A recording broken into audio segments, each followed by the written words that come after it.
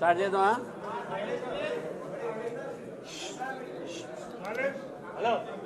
ఈరోజు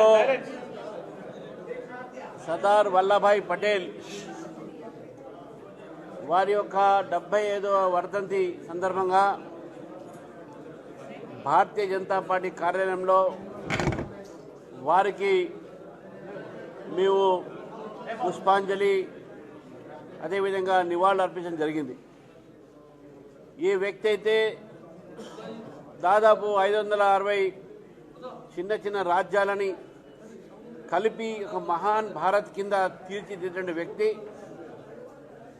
మన హైదరాబాద్ స్టేట్ ఆ రోజుల్లో అంటే ఇప్పుడు తెలంగాణ ప్రాంతము, దాంట్లో కొంత మహారాష్ట్ర, కర్ణాటక కొన్ని ప్రాంతాలతో పాటు ఉన్నటువంటి ఒక ప్రాంతం అంతా కూడా భారతదేశంలో భాగమై ఈరోజు మనం భారతీయులుగా గర్వంగా చెప్పుకునేటటువంటి ఒక రోజు వచ్చిందంటే ఆనాడు నిజాం హైదరాబాద్ స్టేట్ని పాకిస్తాన్లో కలపాలనో లేకుంటే ఒక స్వతంత్ర దేశం కింద ప్రకటించుకోవాలనే ప్రయత్నం చేసే సమయంలో ఆపరేషన్ పోలో ద్వారా నిజాం తల వంచి హైదరాబాద్ స్టేట్ని భారతదేశంలో ఒక భాగం చేసినటువంటి వ్యక్తి సర్దార్ వల్లభాయ్ పటేల్ గారు.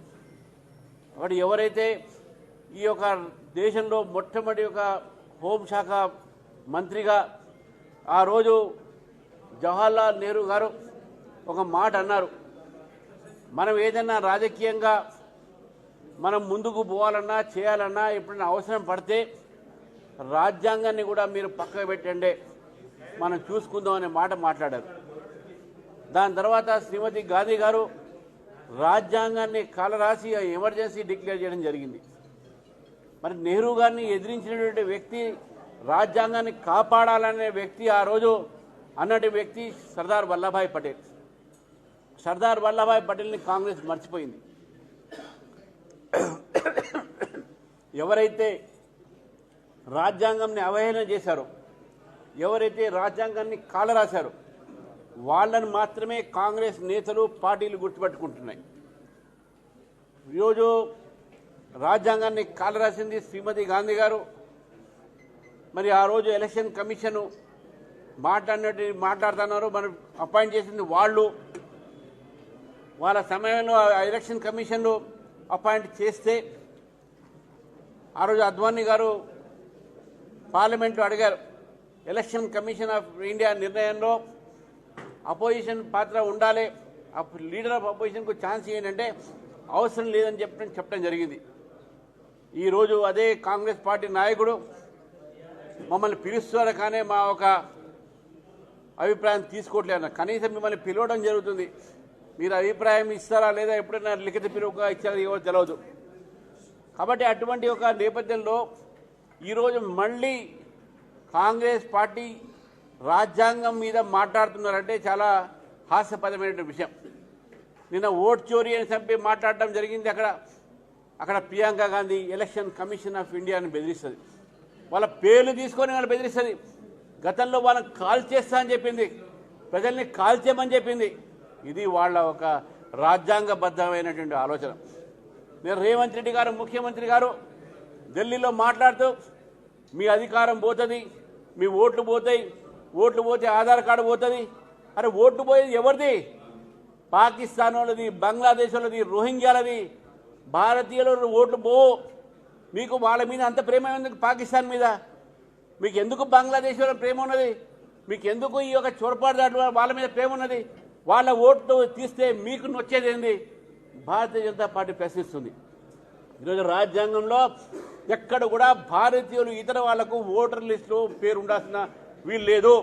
భారతీయ జనతా పార్టీ ఈరోజు దానికి కట్టుబడి ఉంది. భారతదేశంలో ఉన్న వాళ్ళే భారతదేశం ఒక ఓటర్ లిస్టులో వాళ్ళ పేర్లే ఉండాలి. వాళ్ళ పేర్లు ఎప్పుడు కూడా తీయరు అనే విషయాన్ని కూడా చెప్తాను.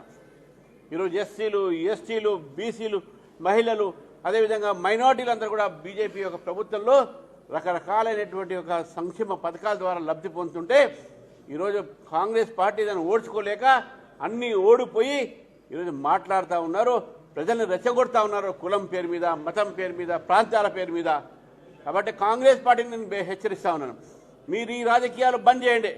గతంలో కూడా అమిత్ షా గారు మాట్లాడినటువంటి మాటలు తీసుకొని కాన్స్టిట్యూషన్ తిరగరాసేటి అలవాట కాన్స్టిట్యూషన్ మీది, కాన్స్టిట్యూషన్ని రాజ్యాంగాన్ని భద్రత పెట్టేది మేము. రాజ్యాంగం భారతీయ జనతా పార్టీ ప్రభుత్వం ఉన్నప్పుడే భద్రతగా ఉంటుంది.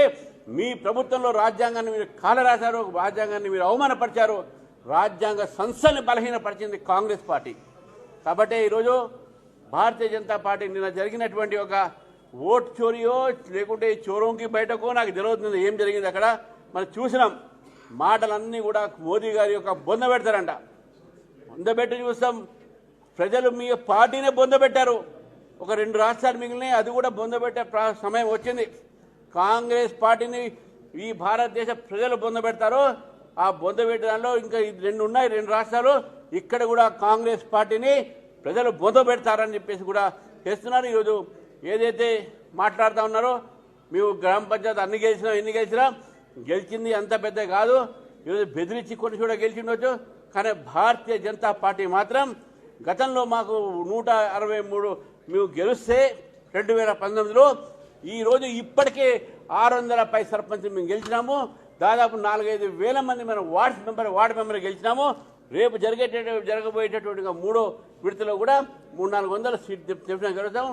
ఈ దాదాపు 300 సంబంధించినటువంటి మాకు పెరుగుదల గ్రామీణ ప్రాంతంలో ఉన్నటువంటి ప్రజలకు భారతీయ జనతా పార్టీ తరఫు నుంచి మాకు ఓట్లేసి వార్డు మెంబర్లు సర్పంచ్లు పెద్ద ఎత్తున మాకు ఓటు వేసినందుకు మీ అందరికి కూడా మీ ద్వారా ధన్యవాదాలు చెప్తా ఉన్నాను.